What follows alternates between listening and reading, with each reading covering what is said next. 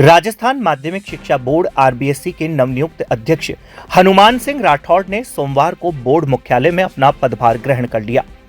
इस अवसर पर बोर्ड अधिकारियों, कर्मचारियों और शिक्षा जगत से जुड़े लोगों ने उनका गर्मजोशी से स्वागत किया। राठौड़ अपने परिवार के साथ बोर्ड कार्यालय पहुंचे, जहां ढोल नगाड़ों की गूंज और पारंपरिक माला साफा पहनाकर उनका अभिनंदन किया गया।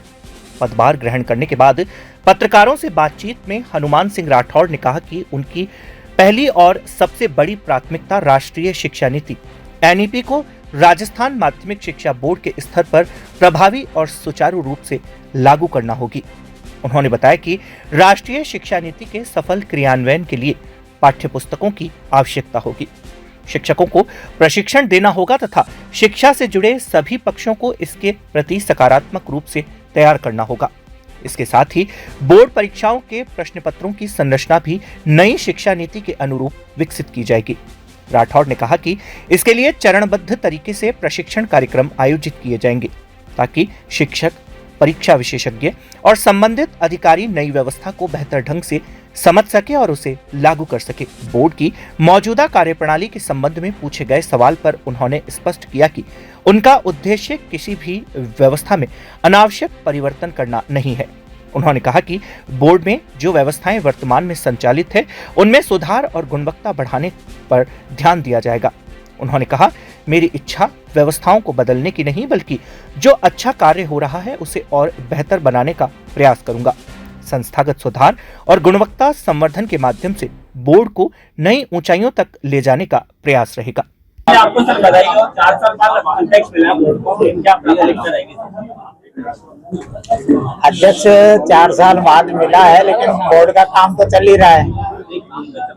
हाँ, यह अध्यक्ष बनने के नाते जितने काम है, एनईपी का है, राष्ट्रीय शिक्षा नीति का है, यहाँ की जो परीक्षा प्रणाली है उस परीक्षाओं को ठीक प्रकार से करना, यहाँ का स्टाफ है वो ठीक प्रकार से और काम कर सके, ये सब जो चीजें हैं सबसे मिलकर वो सब करने का प्रयत्न करेंगे। मूल चीज है राष्ट्रीय शिक्षा नीति। राष्ट्रीय शिक्षा नीति को अब लागू करना है, तो लागू करने में बोर्ड की सबसे बड़ी भूमिका है।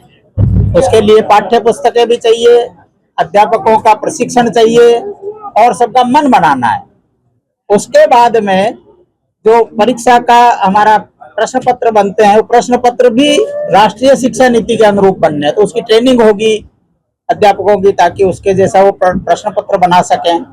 और कुल मिला के बच्चों का जो शैक्षिक स्तर है वो क्वांटिटेटिव भी क्वालिटेटिव भी, यानी संख्यात्मक रूप से भी हमारा बोर्ड का परिणाम अच्छा रहे, लेकिन गुणात्मक भी अच्छा चाहिए, ताकि बाकी जो बोर्ड है देश भर के उनसे कम्पीट करना है उसको आगे जाकर। तो दोनों दृष्टि से बोर्ड काम करता ही है और अच्छे प्रकार से कर पाएगा, इसका प्रयत्न करेंगे। कई बार विवादों में भी बोर्ड के आरोप भी लगे हैं, उनको सुधार के लिए देखिए, विवाद व्यक्ति के साथ रह सकते हैं या विवाद समझ के कारण से हो सकते हैं। प्रयत्न करेंगे कि ऐसा नहीं हो, इस प्रकार के अच्छे प्रकार से कैसे काम करते हैं। बहुत अनुभवी यहाँ का स्टाफ है, क्योंकि यहाँ के स्टाफ की कहीं पर भी स्थानांतरण ट्रांसफर नहीं होता।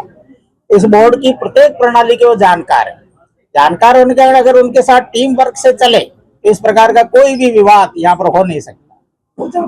कभी विभेद आपस में ही होते हैं, तो इस प्रकार की समस्याएं आती वो नहीं आएंगी। ये परेशानी से निजात के लिए दूर से आते हैं, कई बार